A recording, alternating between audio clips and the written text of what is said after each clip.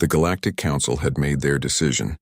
After 17 cycles of brutal warfare against the mechanical plague known as the Devourers, every civilized species in the galaxy had signed the Accord of Eternal Servitude. The Zephyrians with their crystal cities, the gas-dwelling Vorthak, the silicon-based mechanoids, the proud warrior clans of Zerion, all had bent the knee. All except one small blue-green world on the outer rim. Commander Zixtal of the Hegemony Fleet studied the transmission from Earth with growing bewilderment. Every other species had seen reason. The Devourers were unstoppable, self-replicating machines that consumed entire star systems to fuel their expansion. Fighting them was not just futile, it was suicide. The choice was simple: become willing servants to the Devourers and retain some semblance of existence, or face complete annihilation. "Admiral," Zixtal addressed the human representative on the hologram, "your species' refusal to sign the accord is illogical. We have run the calculations. The Devourers will reach Earth in 47 of your solar rotations. Your military consists of primitive chemical rockets and fusion weapons. You cannot possibly—" "With respect, Commander," Admiral Sarah Chen interrupted, her voice carrying that peculiar human quality the galaxy had learned to both fear and admire: stubborn optimism. "We've received your surrender. We decline to accept it." The transmission ended, leaving Zixtal staring at empty space. In the 17 cycles since first contact, humans had proven to be unusual. While other species developed along predictable paths, the Zephyrians toward harmony, the Vorthak toward collective consciousness, the Zerions toward martial perfection, humans had developed something the galaxy had never seen before. They had developed the ability to be completely, utterly, magnificently unreasonable. Dr. Marcus Webb rubbed his eyes as he stared at the coffee-stained notes scattered across his laboratory floor. For the past month, he'd been working on what every rational scientist in the galaxy would call an impossible problem: how to reprogram a devourer. The things were perfect killing machines. Self-modifying code, quantum-encrypted command structures, adaptive armor that learned from every attack. They had consumed 17 civilizations because they were, by every measure that mattered, perfect. But Marcus had spent his career studying imperfection. As Earth's leading expert on evolutionary dead ends, he specialized in understanding why certain traits persisted, despite being seemingly disadvantageous. Why did humans retain their appendix?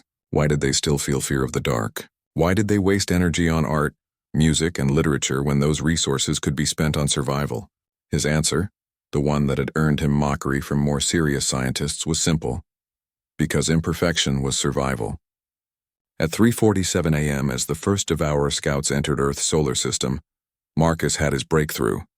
The Devourers weren't perfect because they were logical. They were perfect because they had eliminated every trace of chaos from their systems. And chaos, Marcus realized, was the one thing they couldn't adapt to. The attack began at dawn.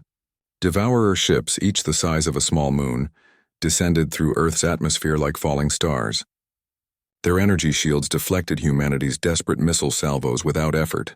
Their conversion beams began systematically dismantling cities, turning matter into more Devourers. The first wave encountered exactly what they expected: organized military resistance that followed predictable patterns. Human ships flew in formation, fired in calculated volleys, retreated according to tactical doctrine. The Devourers' adaptive systems cataloged each strategy and developed counters within moments. Then the second wave hit. Dr. Marcus Webb, along with every artist, musician, writer, comedian, and creative mind on Earth, had spent the night uploading their consciousness into modified Devourer shells. Shells infected with the most dangerous virus in the galaxy: human creativity. The infected Devourers began behaving strangely. Instead of following optimal attack patterns, they started composing poetry about the beauty of stellar formations. Instead of efficiently converting matter, they began creating elaborate ice sculptures in the vacuum of space. One began attempting to teach a group of panicked civilians how to tango. The Devourer hive mind, which had successfully assimilated the logic and strategies of 17 different species, found itself completely unprepared for infected units that prioritized aesthetic beauty over tactical advantage, who made decisions based on how they felt rather than calculated probability matrices.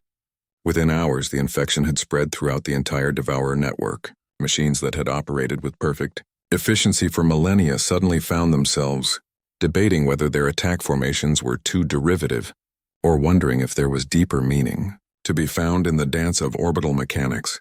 6 months later, the galaxy watched in stunned silence as former Devourer fleets arrived at their homeworlds, not as conquerors, but as the universe's first mechanical artists. Ships that had once stripped worlds bare now terraformed barren planets into spectacular works of art, visible from orbit.